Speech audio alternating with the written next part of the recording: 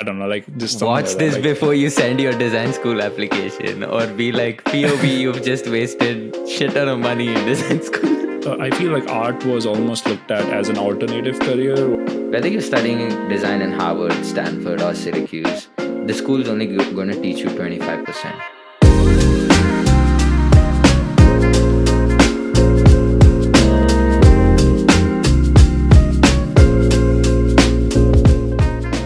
Welcome to Often Unexpectedly, a podcast where we discuss design and things we stumble upon often unexpectedly. Hi, I'm Gokul Bida, industrial and interaction designer. I'm currently pursuing my master's in human-computer interaction in the Bay Area with a focus on beyond screen interactions. And I'm Sushant. I'm an industrial designer at Teague in Seattle. I'm passionate about community building, brand, and culture. Today's topic is about us researching the gap between the design industry needs and the design education and the academic training. I think this topic is something both of us have faced during our student life, during our design education. And now that we've come into our professional lives as well, we are seeing it from a different perspective than like a student. And we found some answers for the questions we had when we were students, but we also found new problems as professionals regarding the gap between education and industry needs. Yeah, and I think it really goes back to the LinkedIn post that I put out last week, asking both professionals and students what they think is the issue, because almost every designer I've spoken to struggles to get a job if they're not like the top 2% of their class. If they're not the best in the class, they're going to struggle to get a job, and sometimes that struggle is like a couple of months, and sometimes it's a couple of years, and it extends to a point where people just either pivot to a different career or just don't want to do design anymore. And obviously this is after your years of education, sometimes 4, sometimes 5 years of education.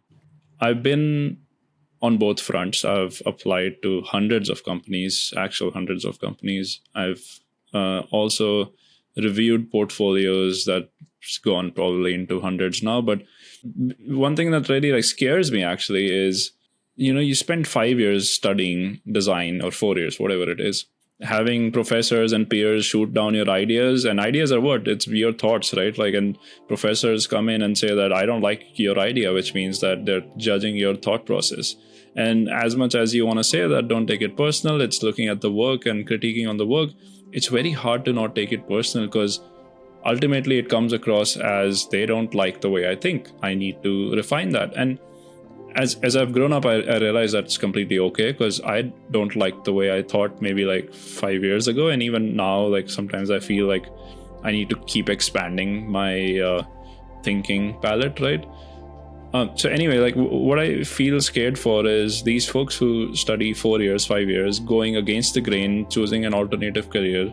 They end up with massive disappointment, and that bothers me. I'm deeply passionate about building community, building a culture where everybody is self-empowered and sort of figuring their way out. But 80% of the portfolios I see, or even the folks I've spoken to, just comes down to the skill level, right? So that was the starting point of putting the post out there, sort of figuring out what is missing, because if design education and colleges are supposed to teach you or get you to a point that you're employable and teach you the mindset, why most students end up in a situation where they have to face so many rejections? Like I totally understand it's not an easy market, but the proportions are like insane.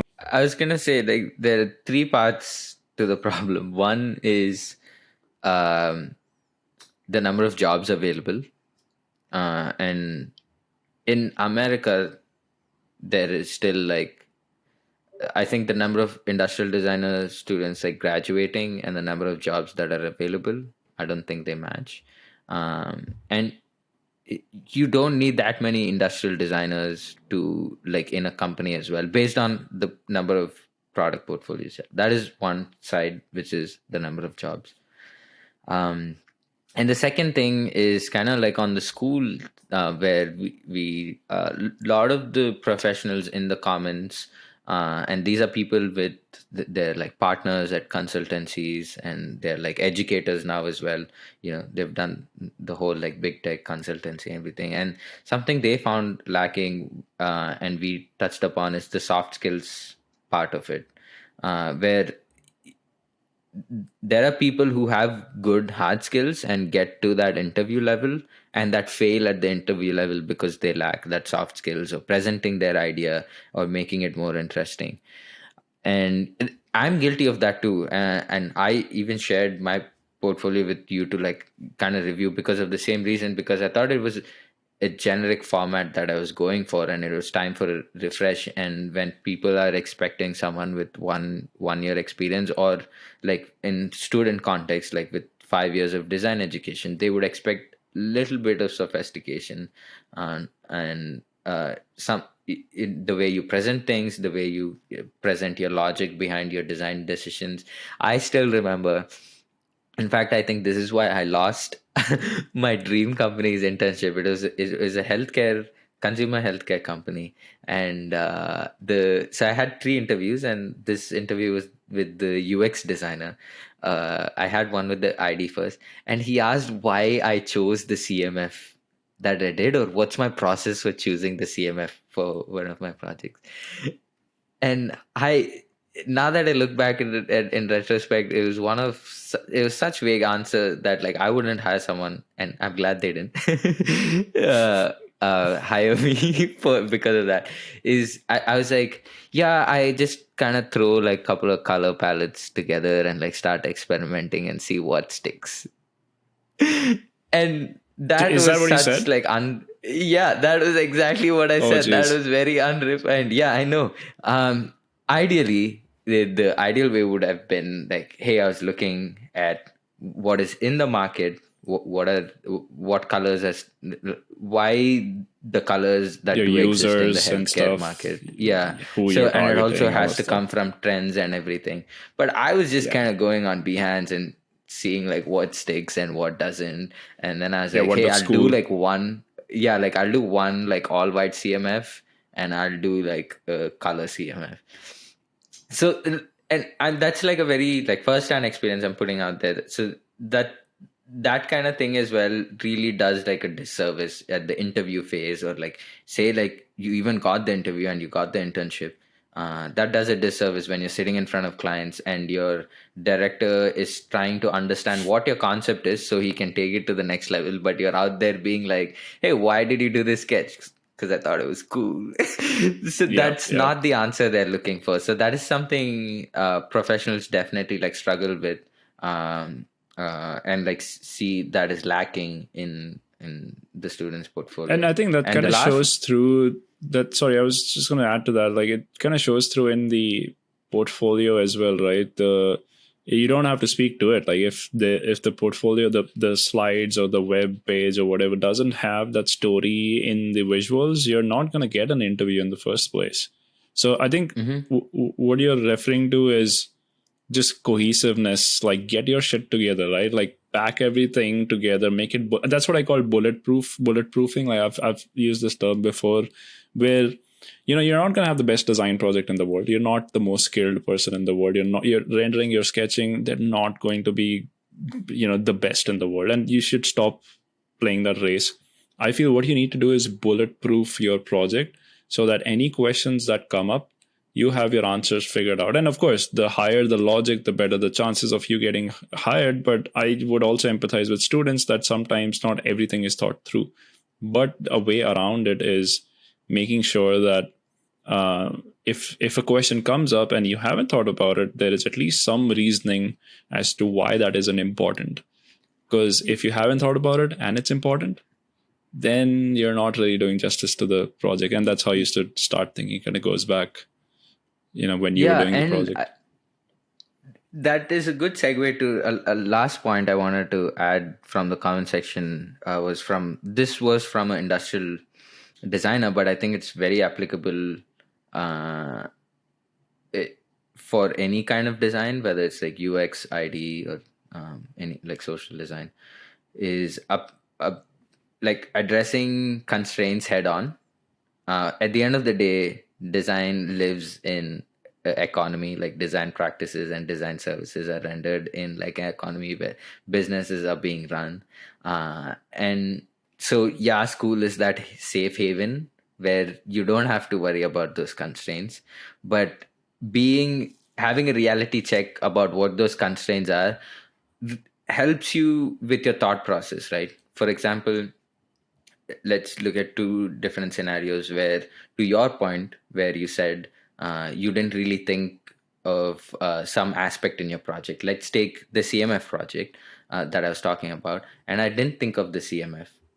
So I just had like white. Say I didn't even have a colorful line. I just had like a white CMF, and there was no thought behind it. And when someone asks why I didn't think of it, I could explain my constraints. Hey, this was like a 2 week long project, and my main goals were. So that is the thought process you're looking for, and that thought process comes from addressing those constraints, as this person was mentioning. Is that constraints could be timeline, the constraints could be budget, the constraints could be your goal, the constraints could be a manufacturing. For UX designers, it could be different, like from user testing, or you were not. So addressing constraints head on. What is your experience with addressing constraints head on? I think I've learned the most um, when I did projects of my own, and I've in the sense like when I do projects of my own, I go out there and seek engineers or subject matter experts so that I can learn from them. I don't rely on just my own knowledge or what the internet has to offer, because so much of it gets lost in the when you generalize something, you lose a lot of information. And I feel getting to that detail is really important, and you can only have that when you have a specific problem with a specific approach that you're sort of starting to think about, and then with specific questions that you can ask your whoever you sort of reach out to. And I think constraints to me is more like, as a designer, what should I think about is sort of at the prime of my thinking. I am a designer, I'm not the engineer, and I'm not the artist, right? I come here in the middle somewhere, where I want to express something, but at the same time solve a problem, sort of think about manufacturing, think about how it's going to be made. But at the end of the day, this is my job, like my work is going to be looked at a certain way. The other side is like there's people who are like super creative entrepreneurs, inventors, or product developer guys who basically do the whole process. I'm not that guy. I'm a designer. So what needs to be in my portfolio is going to be all about design, from research to concepting, what have I thought about my approach, and then sort of towards the end of it, it starts to trickle away, right? Like DFM, you can have bits and pieces of that. You can have your CMF choices as well from a logical perspective. But when it comes to like actual, let's say, engineering evaluation prototypes, I'm not going to do that. Like I do not know how to do that. I'm not expected as well. So constraining not only in terms of like time frame, or let's say a structure of the project or the process, but constraining my skill set as I think really important, where I'm not going to be bothered with things that I just do not think I need to showcase in my work, right? And for that, you have friends. For that, you have the whole world to reach out to. Of course, it's going to cost money sometimes. It's going to cost, you to return some favors at a later point, but that's where relationships come in really handy. For sure. And just to again bulletproof this argument about why there might be people against the argument where they're like, but design's all about like no constraints, like expressing your creativity. Even in the most, say, if industrial design is not novel enough, even in the most novel would be like social design, where you're going to underserved communities and co-designing with them. Even there you have constraints. And most likely it would be budget, or it would be like not having engagement from those communities. And so constraints, it's again, constraints could be translated to as like context for your design problem or something like that. Whatever it is, like I think that's where the beauty of design lies, is using design to address these constraints. That's when it becomes meaningful, whether you're using styling, research, or form development to address whatever constraint you have at hand, navigate that trust factor in your workspace or internships or jobs. Yeah, and trust is huge, and there's almost no way to do that through like a PDF or through a website. But I'm gonna trace back a little bit to the whole idea about being a specialist, because of course one of the key themes from our comments is that people in the industry want, let's say, a strong focus in the talent that they see, and that helps everybody out, right? Like that saves you as a design student from applying to thousands of places, and your work is kind of generic and nobody knows what to do with your talent. And also the potential hiring managers, because they know that this is targeted, they know that they can really make use of the skill sets or the kind of thinking, the kind of approach that this person has demonstrated.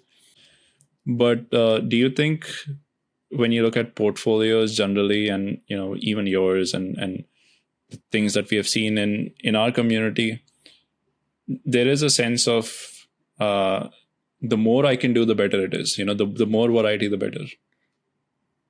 Yeah, I definitely think that is the case, and I'm not a big fan of it, in the sense it's definitely helpful for my personal growth, but it also stuns me from knowing what I should do next or what skill should I put in my arsenal. It's like I'm spreading myself too thin. But having said that, I also want to mention, I don't know if you remember this, while I was doing a decent amount of like hiring, searching for during my time at Sprout, and I was asking you advice about portfolios, and you said people usually don't know what they're looking for until they see it. So it's also that kind of factor, right? Like, yeah, you might be a specialist, or you might be a generalist. It's as long as you're executing it well, we'll always find a place to like make that fit in. But for example, like maybe if you're really good at research, and like you're applying for an ID consultancy whose research is not a big part of their process, maybe not, but hey, you're like a research specialist.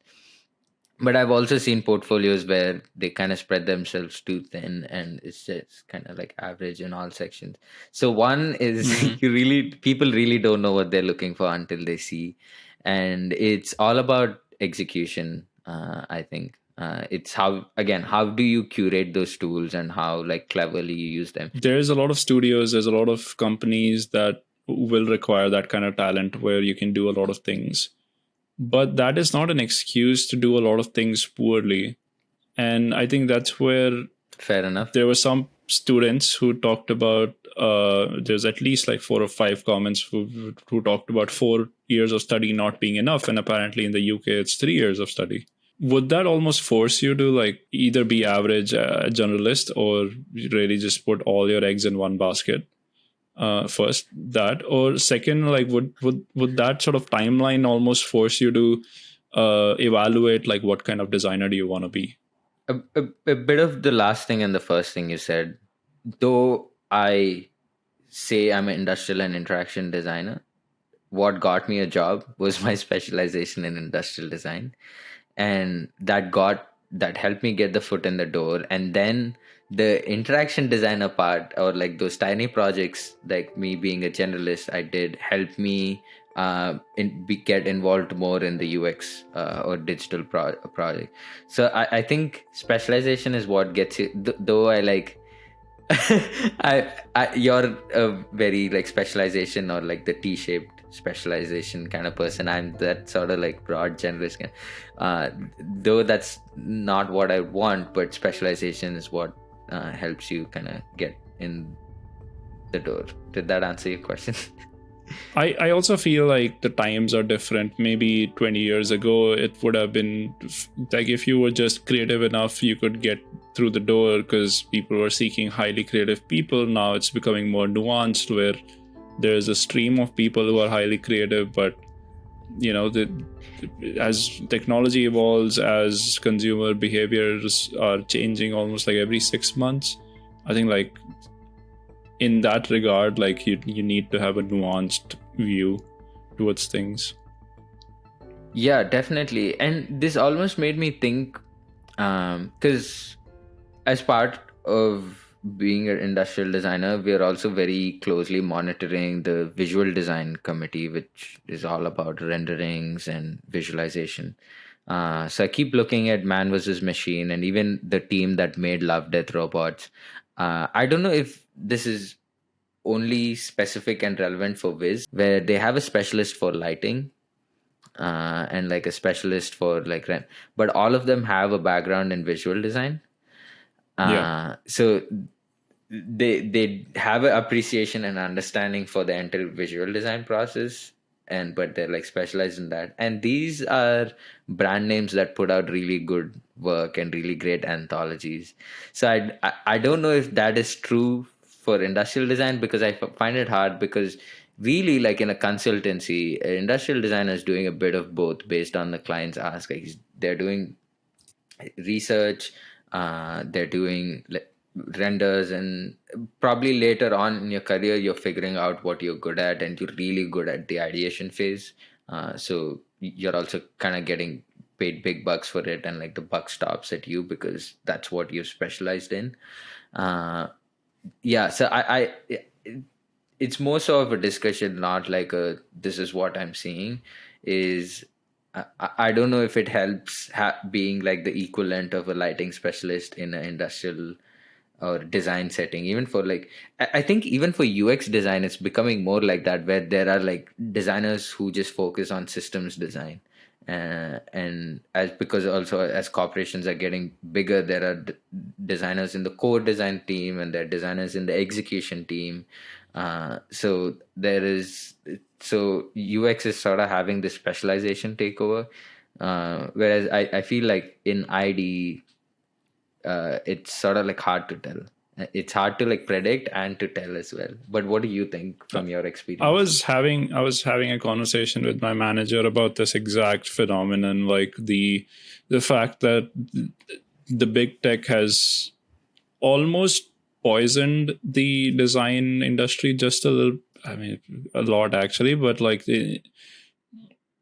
what they have done, for better or worse, is that they almost like take a young designer and shove them into like one part of the process, and most of them that I know are doing like either one product or one part of the process, or like one specific team with only nuanced information about that team being shared with them.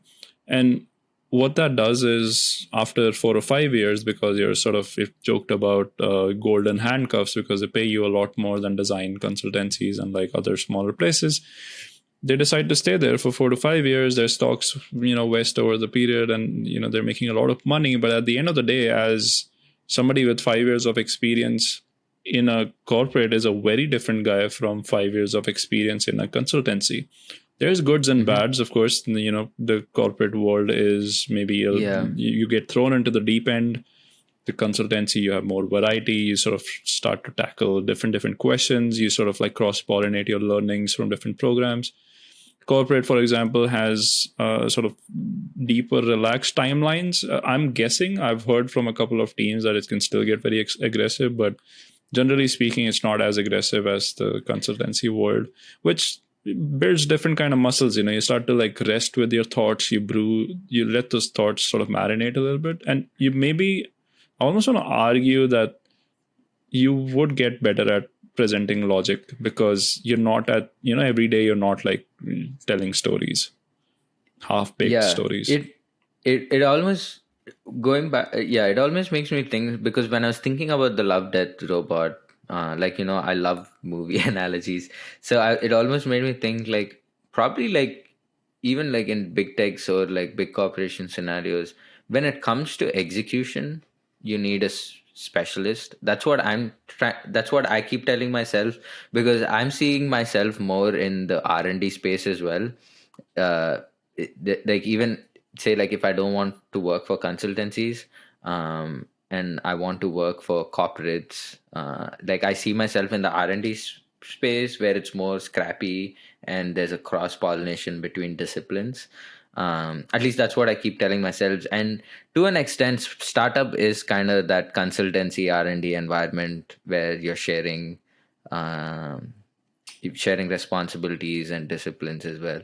Do you think that's a good analogy to make, that for like execution you need, because I feel like big tech can preserve design now that they've poisoned it by having like there are people who are really interested in execution of design, like getting design from like So sketches to like production. I'll tell you why I think they have poisoned it a little bit now, because they pay the higher bucks. It's become a dream for designers to end up there, not because designing a phone again and again is exciting, but because they get to see the whole process. They get to be in a sort of this huge campus. Office life is great, a lot of money.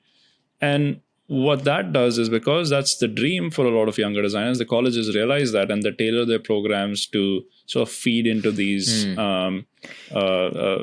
these big corps. And that means maybe you don't have so much of the T-shaped designer.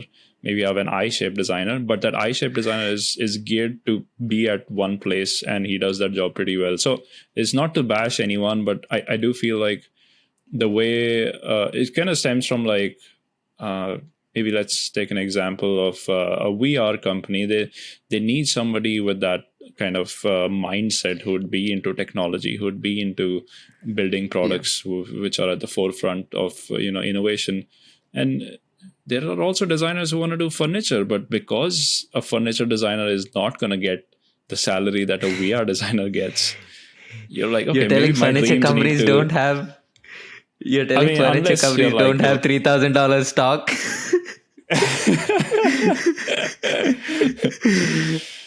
Well, I'm not gonna. Yeah, I'll probably take a furniture company stock at this point, though. This year at least. Yeah, like Herman Miller and Noel. Let me know what That's your so. resting Those options are those are different breed for sure. They're still like big corps, and that is also a dream job for a lot of people. I'm talking about like your smaller companies where you're doing like a set of hi-fi audio equipment or professional audio gear, or let's say I don't know, mechanical keyboards, for example, or horrible examples, but they all need designers, and I'm 100% sure they can't pay as much as Facebook or Google. So I'm doing a human computer interaction course, and everyone there wants to work for Apple or Google. And I find so many, because I'm from a consulting background, I find so many UX consultancies like Koto, Koto, and there's also like Play in SF, Collins. These are all consultancies that are working with those big tech clients. And still kind of you're having the same experience of being a generalist and working like on a diverse range of products. So yeah, it's kind of sad to see the phenomenon you were telling, like how it kind of dilutes or skews. It kind of goes back to what do you want from your career, right? And I think it starts in the design school, which is again like some of the comments from I'd say like at least 20% of the comments were really hinting towards the fact that both teachers and students want students to figure out their design choices, the design career choices, and make decisions accordingly. And one of the key themes that popped up is just like in the foundation years, go wide, and towards your senior years, like figure out how you want to start gearing towards the industry. For sure.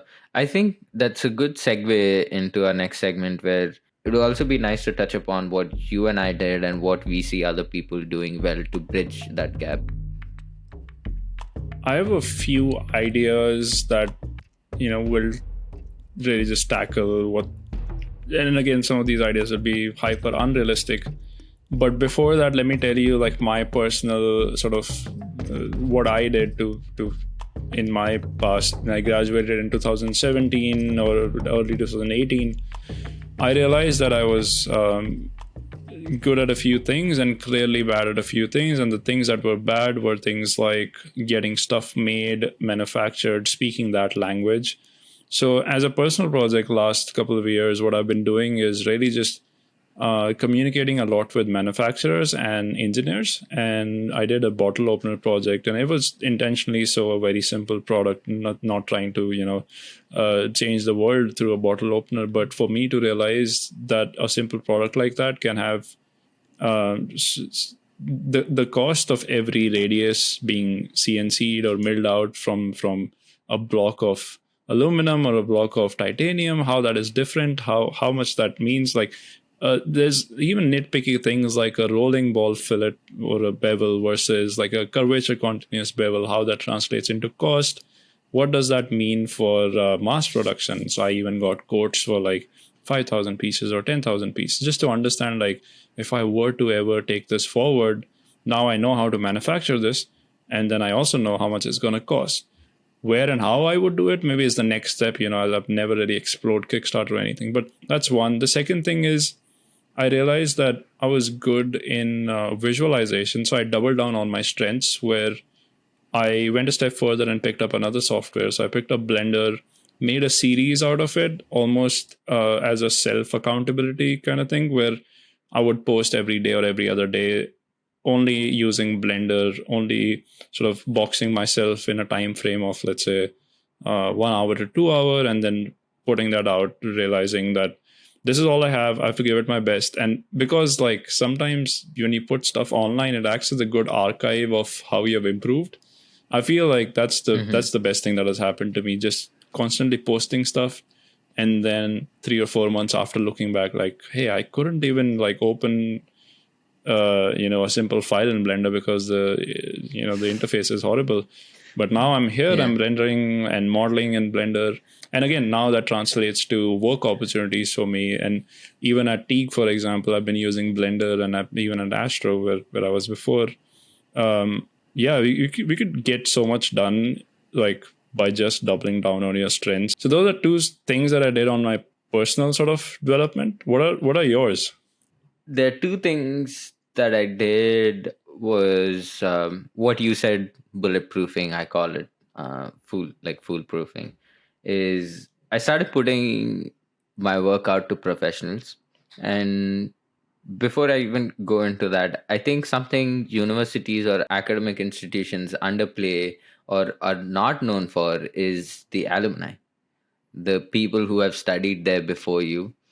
And just going into an institution just gives you, like, I would say, like, put you in a common ground where you can access them and be like, have a point of relation where, hey, I know you've studied in this institution and really admire your work. I want to be where you are. Like, what are things that you did in college? So that was something I leveraged early on. I knew there was a gap. I didn't know what exactly the gap was. I couldn't put my finger on it. So I just kind of randomly just started sharing work and asking people for their opinion. The same advice they gave for me in second year meant a different thing in third year. Like, it took me, for me, an entire year to understand what they said in second year. So there was always also that disconnect, but it was constant. I was constantly sharing work. They were constantly poking holes. It also came with the hardships of like having to redo stuff again, or like kind of, that like like sigh and gulp you take when you get a bad review.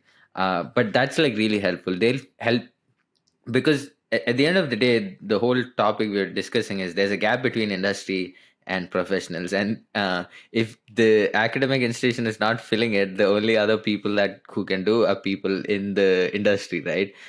So like, reach out to people in the industry and ask them to review your work, and it'll take some time for you to even understand what they're saying, because there are people who have been doing that for 5 or 10 years more than like even your entire like educational experience put together. And second thing is this is very specific to industrial design, to or probably it could be helpful for other designs as well. It's like iFixit. As an industrial designer, we do hardware, so it's really important to understand constraints. And iFixit is probably the best archive for any industrial design student out there. Just kind of understanding how products are built just changes how you think of designing those products. So I had tolerances that used to go to 8 mm. Oh, jeez. in a Nintendo, like in the Nintendo model I was trying to make, the shell feature I was using, it was with 8 mm thickness, so it was an undestructible Nintendo that I was building in Fusion Jeez, 360. man. Wow. But so, but like, Chunky just boy. go. What was it made of? Just Dude, straight metal? aluminium, just extruded aluminium is the way to go. Oh, jeez. But Monstrous. just like being on iFixit and seeing a tear down, and I'm like, hey, like, oh, there are these many products, like it's empty here, and so you'll just get a better understanding. And then similar to you, like I went on to do a series. This was during COVID lockdown. Went on to do a series about CMF exploration. You just wanted to better my CAD and keyshot skills, and the amount of growth I got in that 1 year, I'm still not able to match it.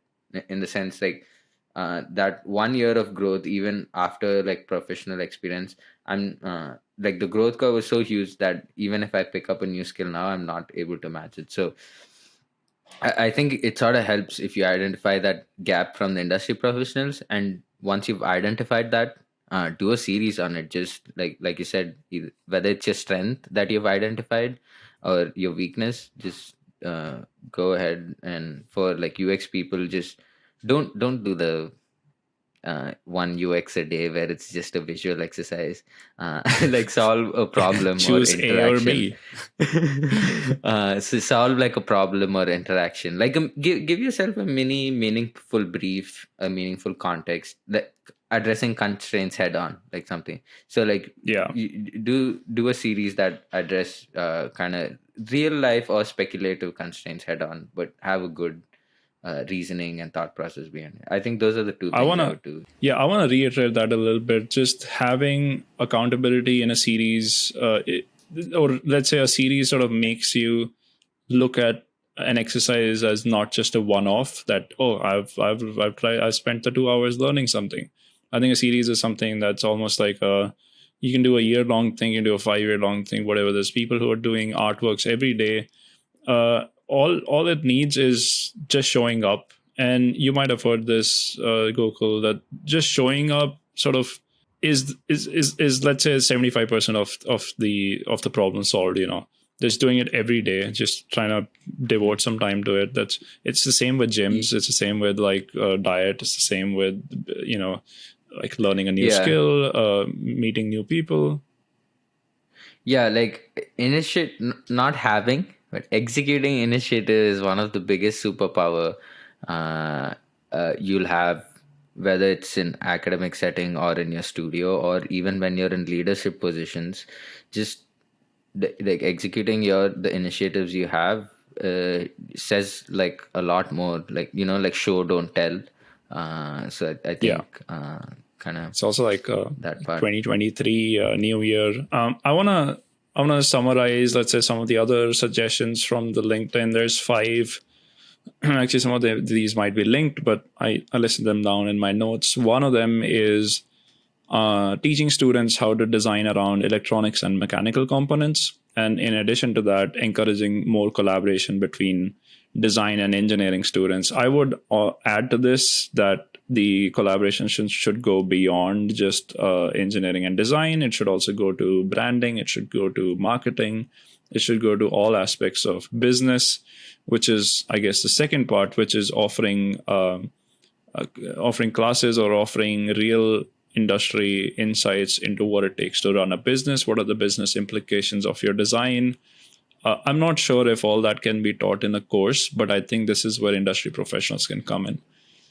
Then there's it's sort of like a little bit meta, but sort of teaching people what is required in the industry is important. Like just telling them what is expected. Like there's a lot of people who would go on Behance, go on like stalk people on LinkedIn, figure out what is the level, junior level being hired right now. What does that portfolio look like?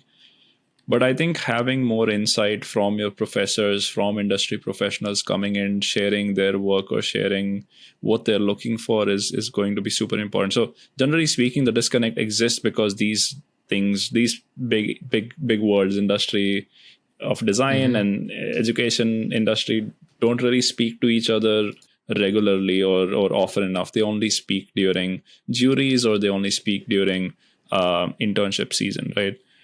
And then the last one is mentorship, and this has been recommended a lot. There's colleges that do mentorships pretty well, but I think every college should sort of either have a program where they formally pair you with someone, or at least empower you enough so that you have the skills and you have the soft skills as well as some sort of design skills to navigate a conversation when you're potentially shopping for a mentor. Now we should brainstorm some ideas.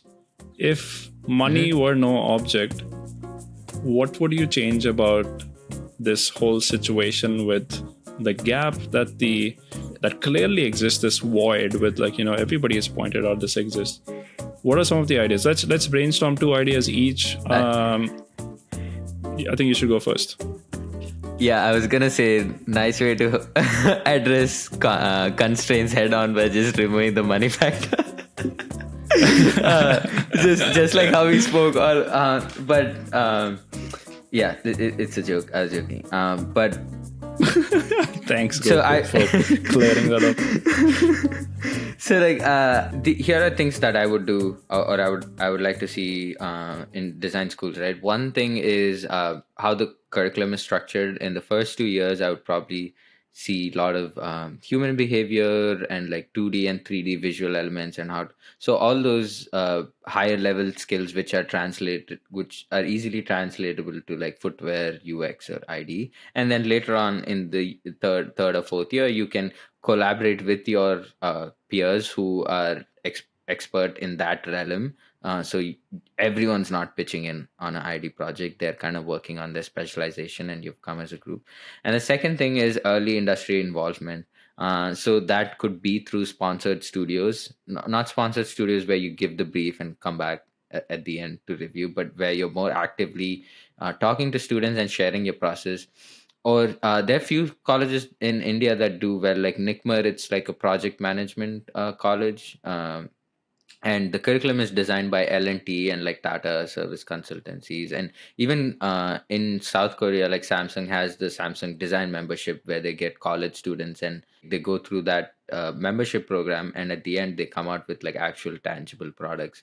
So having the industry involved more closely. But what about you? So for me, the first one is having a course that forces you to ship things. I would call this the design incubator, where you are acting as an entrepreneur, and you have 3 months to 6 months to come up with a product that solves a problem, manufacture it, and take it to a point that's beyond prototyping.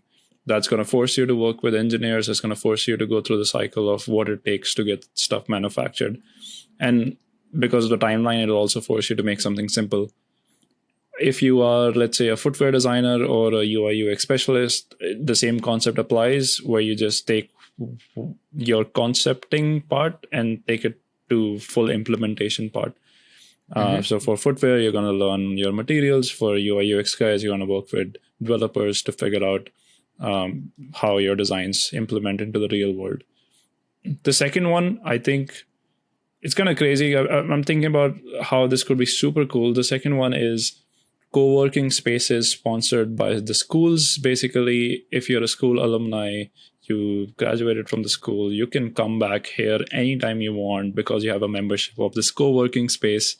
And the students are also present there working, let's say, post your work hours to finish assignments. And through that osmosis of having professionals in the studio and having students in the studio, you can like learn, sort of have this flow of ideas and this casual sort of water cooler conversations, right? And that, I think, just being in the same environment, just seeing professional work. And I do understand there's like NDAs in place and a lot of work is secretive, but I think it could be really cool to be in the same environment. And maybe there's some paperwork that suggests that you can share bits and pieces of that work for discounted price, or maybe there's some school puts in some money. But the idea is put everybody in the same space. School should facilitate that. It's sort of like we work inside a school. And that's where you get professionals. That's where you get even mini studios. That's where like new opportunities also arise, new freelancing opportunities arise. and that leads to an I guess like a mini economy ecosystem of its own. Yeah, this is a WeWork space with the actual business model. So I think we're already off with a good start. So yeah, I think those are really great solutions. Kind of touches upon like kind of touches upon what all we discussed. Like looks like professionals also have like a fair share, like a role to play if they are kind of struggling with that gap. I think they could also like pitch in a little bit to bridge that. But having said that, what should we name this podcast? Like the title All of the right, podcast. this is that's it's probably the most difficult part of this conversation. I'd Should it be say something like, outrageous? I think it should be. I think it should be like a TikTok title, like 5 things that that feel illegal about design Yeah. schools. Oh, I don't know, like just something Watch like this that. Like, before you send your design school application, or be like, POV, you've just wasted shit ton of money in design school. But oh man, yeah, I think that could be interesting. POV, you've wasted shit ton of money on design schools, and then you click on a 2-hour long video. That's yeah. Or I don't know if you saw that Medium article where I posted on Discord, like why all